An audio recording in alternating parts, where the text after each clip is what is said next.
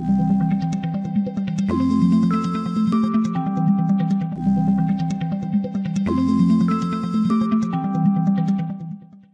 a consultant, not a salesman. Apa bedanya Pak, konsultan sama salesman Pak? Oke. Kalau salesman itu yang tadi, saya cuman pengen cepet-cepet closing. Jadi contohnya gini, misalnya saya punya produk listing ya, anggaplah di Jalan X di Bandung, Ahmad Yani Bandung lah, Kosambi. Nah, ruko ya, saya punya luas tanah 150, bangunan 3 lantai, jual harga 6M. Nah, dengan spesifikasi lebar muka 6, panjang ke dalam misalnya 150 bagi 6 kurang lebih di 25 meter. Lalu misalnya ada listrik 2200 watt. Nah, artinya kalau seorang salesman itu cukup ditulis aja di sari kertas deh. Kira-kira kalau saya mencatat itu di sari kertas, lalu saya kasihkan ke office boy. Office boy itu nganter pembeli, lalu pada saat ketemu pembeli, dia kasihin aja, dia bacain. Bisa nggak? Bisa. Bisa. Siapa juga bisa kok. Siapa seperti kalau kita misalnya pergi ke mall ya, kita mau belanja sesuatu. Tahu-tahu itu ada tuh yang SPG yang nawarin kursi pijat. Pak, pijat Pak, pijat Pak. Pak, pijat Pak, pijatnya enak Pak, pijatnya enak. Kira-kira kalau kita sebagai bapak-bapak yang malas nungguin ibu-ibunya lagi belanja, mungkin kita pijat mau. Dalam arti, ya sudah aja, kita sembari nunggu kan dipijat lumayan juga gratis. Ya. Tapi kalau kita yang nggak perlu, kira-kira perlu nggak sih kita beli kursi pijat? Enggak toh. Ya. Tapi dia energinya kan terus ngedorong-dorong orang untuk beli gitu loh. Nah, tapi kalau konsultan itu tahu persis apa sih yang menjadi kebutuhan dari pemilik tersebut, apa yang menjadi masalah dari pemilik tersebut. Apakah kebutuhannya dia harus dijual dalam arti berapa bulan? Apakah untuk bayar utang, untuk anaknya sakit, untuk anaknya berobat, anaknya sekolah, atau malah mungkin misalnya contoh dia juga pengen buru-buru beli rumah lagi karena memang dia sudah kepepet waktu karena masalahnya dia memang harus cepat-cepat keluar dari rumah kontrakannya. Lalu dalam hal ini juga kendalanya apa? Kalau misalnya dia waris, apakah warisnya semua setuju? Ataukah warisnya ada yang berkendala? Nah itu segala macam. Lalu dari masalah dari dokumennya segala macam, ya itu juga harus kita cek juga gitu loh. Jadi kita tahu persis need kebutuhan dari yang punya. Pada saat ketemu dengan yang beli, itu juga sama. Yang beli juga kita harus tahu kebutuhannya. Kalau sales, berarti dia hanya tahu kulitnya saja, Pak. Artinya apa yang bisa dikerjakan orang lain, dia bisa. Tapi konsultan, dia tuh punya keahlian khusus yang belum tentu orang lain bisa lakukan. Untuk menggali lebih jauh, harus bisa menggali kebutuhan dari masing-masing pihak gitu loh. Saya kasih simpel aja. Kalau misalnya Anda pergi ke seorang dokter, terus dokternya itu nggak ada senyum, nggak ada apa, cuman meriksa, udah sok Pak, tidur di ranjang, cuma diperiksa pakai stetoskop, tuh, sembari nggak nanya apa-apa keluhannya, udah gitu lah kasih resep aja. Kira-kira Anda yakin nggak itu dokter itu bisa nyembuhin Anda? Tapi kalau sebelum diperiksa, ditanya mendetil, sakitnya apa? Nah ini corona kan? Ada sesak napas nggak? Nah panasnya kenapa? Oh ini panasnya udah berapa derajat, udah berapa lama? Terus ini kapan mulai panas? Lalu ini sesak napas nggak? Anda punya asma nggak? Nah rasanya kok masalahnya 50% udah hilang gitu loh ya. Nah, ini kan kita harus menjadi seorang konsultan, bukan cuma ngejar pengen jualan gitu loh. Dan kita ada tunjukkan kita peduli dengan kebutuhannya mereka. Nah, dalam arti kita kuasai produknya, bukan cuma sekedar tahu kulit luarnya. Artinya gini Pak, ternyata memang harga 4M pun belum murah gitu loh.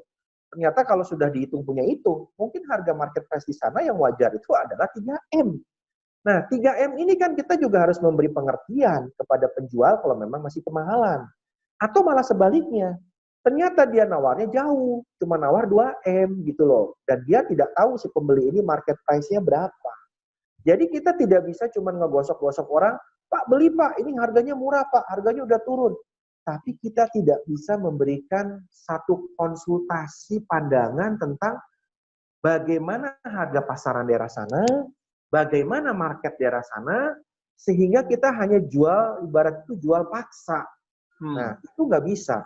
Kalau di secondary market, kita harus bisa memberikan pengertian kepada A dan kepada B. Dan itu akan yang membangkitkan disebut dengan building trust. Pada saat orang beli dari kita, dia tidak akan merasa kapok. Kapok itu menyesal. Karena one day, apa yang dia beli ternyata, oh iya, ternyata kita nggak dibohongin. Kalau memang harganya benar segitu, ya kita bilang segitu. Gitu loh. Yang jual juga mungkin tidak akan merasa menyesal. Kurang ajar gitu ya, si agent itu kurang ajar. Ngebohongin saya. Ternyata saya cek kiri kanan depan belakang, mungkin dari teman-teman bilang, kamu bodoh amat, katanya jual murah-murah sekali. Nah, itu juga sama juga. Yang beli ngerasa nggak mau beli kemahalan, yang jual juga ngerasa nggak mau beli kemurahan. Jadi kita harus punya, tahu sikonnya, dan kuasai tentang produk itu benar-benar bukan hanya kulit. Jadi dia harus benar-benar nguasain. Kalau misalnya kita pengen disebut konsultan, kita harus mau menghadapi hal-hal yang susah-susah, ya. Jadi jangan cuma fokus pada besaran komisinya doang. Ada itu yang namanya mungkin ya, sorry to say gitu, broker di luar sana yang cuma sekedar kenalin pembeli penjual. Udah gitu, udah terserah pembeli penjual mau transaksinya gimana, mau urusannya ribetnya kayak gimana, itu dia nggak ikutan. Dia cuma sekedar nunggu gitu, minum kopi di rumah. Nanti kalau sudah transaksi, dia akan gedor-gedor itu si penjualnya. Pak, mana komisi buat saya? Mana komisi buat saya? Nah, itu yang membuat profesi agent itu dianggap seperti profesi yang diremehkan oleh masyarakat. Karena kalau kita minta fee, berapa fee-nya? 3%. Alah, kamu apa 3% kerjanya? Cuman ngenalin toko, kan itu aja kerjaannya.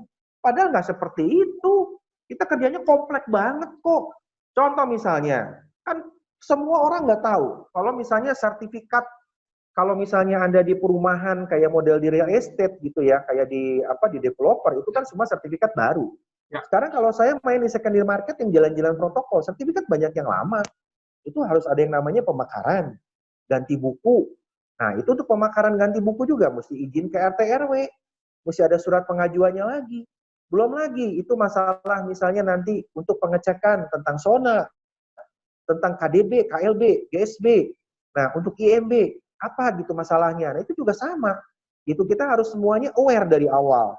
Jadi sebelumnya misalnya contoh kayak sekarang masa corona lah, saya juga ada satu transaksi yang lagi saya sedang garap ya. Itu kemarin ada appraisal ke BCA, appraisal udah seminggu lebih nggak keluar-keluar. Kalau saya tidak peduli, saya cuma nunggu, mungkin sampai detik ini appraisalnya udah sebulan nggak keluar-keluar. Saya sampai nanya ke orang appraisal, apa persoalannya? Oh ternyata tata kotanya tutup, nggak bisa tatap muka, jadi by online. Saya nggak habis pikir, sekarang ini kan zaman IT, masa sih buat ngecek untuk GSB, KDB, KLB aja nggak bisa by online, by internet. Saya datang ke tata kota ke sana. Ternyata yang dipasang di depan pintu, itu nomor emailnya, alamat emailnya salah. Pantesan si appraisal itu bilang berkali-kali, email address-nya not found. Ya pantesan emailnya salah. Sampai saya datang ke orang IT-nya dari tata kota, saya tanya, Pak itu kenapa emailnya salah? Katanya nggak masuk-masuk. Oh iya Pak, sorry. Dia juga bingung. Sebentar ya saya cek. Ternyata dicek emailnya salah. Akhirnya ternyata ketemu email yang benernya. Begitu detik itu saya tungguin, Pak, appraisal, tolong send lagi ke alamat email itu. Sorenya udah dapat jawaban, appraisalnya bisa keluar. Gitu loh. Jadi hal ini banyak sekali. Belum lagi, begitu masuk lagi ke masalah mau ke decision maker, keputusan kredit. Ternyata ada problem lagi tuh. Sekarang Pak, kita lagi fokus dulu ke restrukturisasi. Untuk yang pengajuan kredit besar-besar di atas 5M, kita hold dulu. Sebentar Pak, kendalanya. Kalau klien saya ini bidangnya yang tidak terkena COVID, dan klien saya ini orang-orang yang bergerak di bidang produksi chemical, sekarang lagi ngetren-ngetrennya. Klien saya ini sudah PO untuk 4-5 bulan ke depan, sudah di depan mata, itu udah sekian puluh M masuk ke dia. Masa Bapak nggak mau kasih kepada orang yang begini? Saya tembus lagi kepada kepala KPR-nya saya telepon, analisa saya telepon gitu loh. Artinya kompleks kerjaan itu bukan cuma sekedar nemuin, banyak, kita dikasih 3% pun nggak cukup sebetulnya. Gitu loh. Artinya kalau Anda cuma ngenalin begitu doang, nah ini yang saya mau babat habis. Janganlah jadi agen properti abal-abal. Kalau Anda cuma nemuin, Anda dadah gitu tinggalin. Ujung-ujungnya minta komisi. Sama itu seperti yang namanya calo-calo di luar sana. Kalau udah ketahuan jualan, minta komisi yang enggak, atau minta 5%, 10%, kalau nggak dikasih, bawa golok gitu kan, ngancam-ngancam penjualnya. Kita bukan seperti itu gitu loh. Ya, itu yang saya mau tanamkan kepada teman-teman lah, bahwa kita tuh problem solver gitu loh, bukan pembawa masalah, itu aja.